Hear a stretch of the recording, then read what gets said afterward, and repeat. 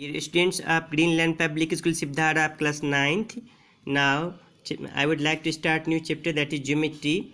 Before this I have taught 13 chapters of mensuration, that is whole mensuration has been taught from NCERT. You have to revise those all, that is from 12.1, 12.2, 13.1, 13.2, 13.3, 13.4, 13.5, 13.6, 13.7, 13.8. These all chapters have been taught to you. You have to revise nicely. I have taught all the questions. Now I would like to guide you in geometry. So I would like to give you a little bit introduction today in geometry. Dear students, what is geometry? We have to understand at first the word geometry. The word geometry is derived from the Greek word. Greek word geo, meaning the earth. Geo meaning the earth, and a metrine. And a metrine meaning to measure.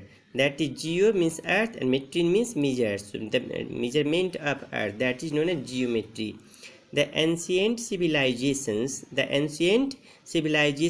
of Egypt, Babylonia, China, India, etc. developed geometry, but their interest lay only in its application to planning and designing excellent structures, etc. In Indian subcontinent, Indus Valley civilization applied geometry to develop well-planned cities.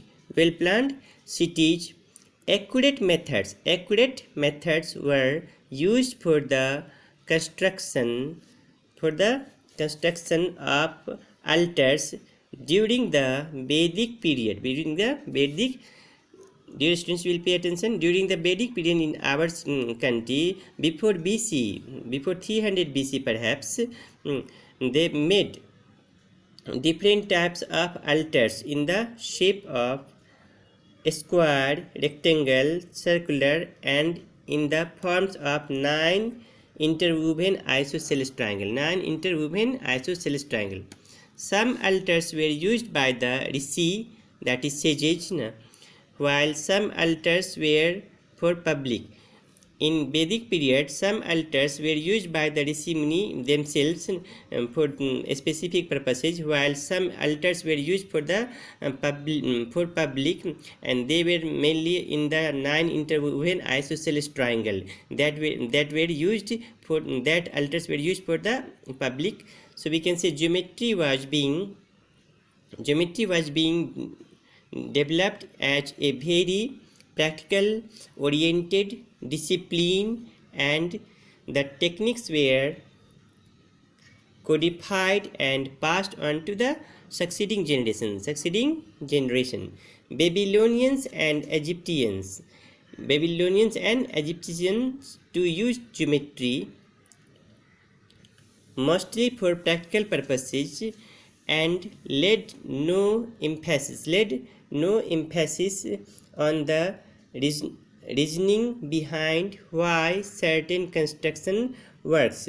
They used only for practical their practical purposes for their use, but they did not pay more attention towards its reason, why such type of construction is needed.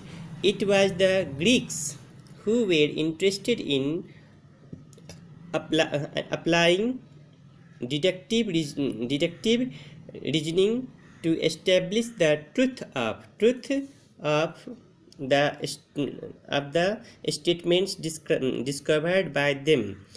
Thales, a Greek mathematician, gave the first proof of the statement that a circle is bisected by its diameter. Pythagoras, a famous pupil of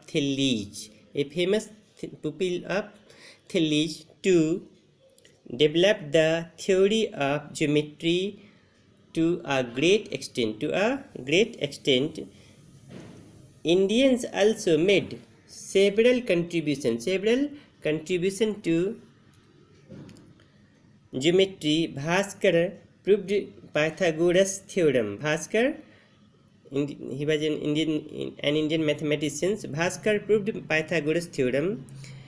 Aryabhatta worked out the area of an isosceles triangle. Area of an isosceles triangle and the volume of a pyramid, and Brahmagupta derived the formula for finding the area of a cyclic quadrilateral. Area of a cyclic quadrilateral. So, finally, it was Euclid, father of geometry, a teacher of mathematics at Alexandria in Egypt, who collected all the known works and arranged them in his famous treatise called Elements. He divided the elements into 13 chapters called books. The geometry of plane figure, which you will learn in class 9th, is known as Euclidean geometry.